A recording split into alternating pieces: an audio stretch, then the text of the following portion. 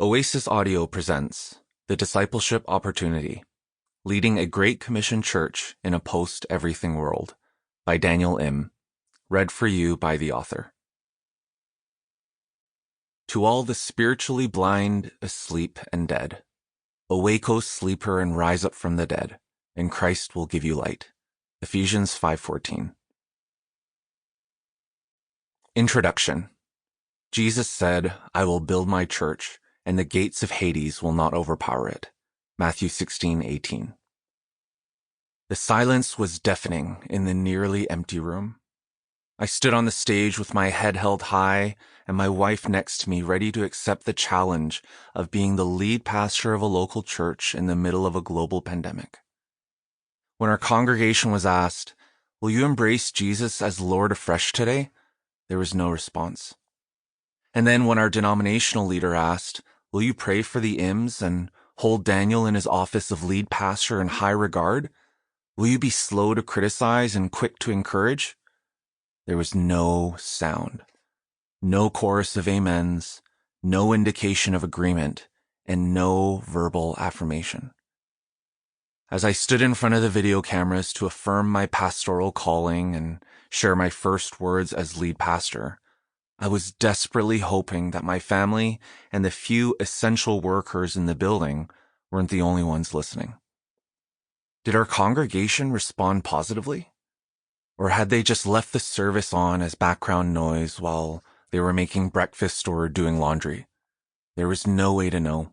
This wasn't how I'd envisioned my installation service would go when we left Nashville and moved back to Edmonton to pastor Beulah Alliance Church. If this global pandemic and the politicization of it wasn't enough to baptize me by fire into my new role, my dad died a week after my installation. Then one of our beloved pastors died. Then a suicide shook our congregation. It was around this time that our church started both losing and welcoming people at such a flurried pace that it was hard to know where we stood. How was I supposed to lead? How was I supposed to fulfill the pledge I'd made to our church to lead and disciple people to know Jesus deeply and experience being known by him fully? These challenges are not new. Most pastors and ministry leaders would agree that leading a church through the pandemic years was tough.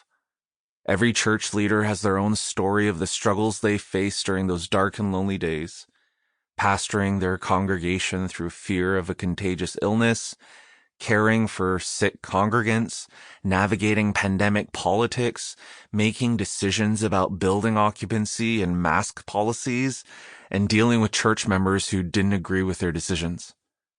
Many of us found ourselves in situations that were highly unsettling, and everything came at us so fast. We may have heard our church members say things like, I can't believe they actually said that. But that's not what I meant. My goodness. They left too?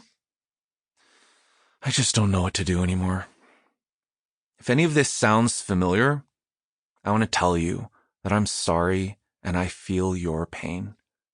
For a while now, it has felt like we've been strapped in on a relational, emotional, and spiritual roller coaster that has just left many of us reeling from this adrenaline-spiking ride.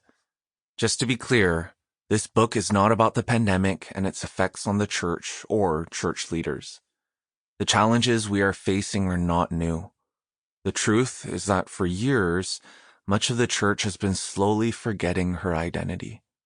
The pandemic simply accelerated what was already happening underneath the surface. The path forward. In a quest to regain a semblance of normalcy, some people believe that the path forward is backward, to get back to the way things used to be.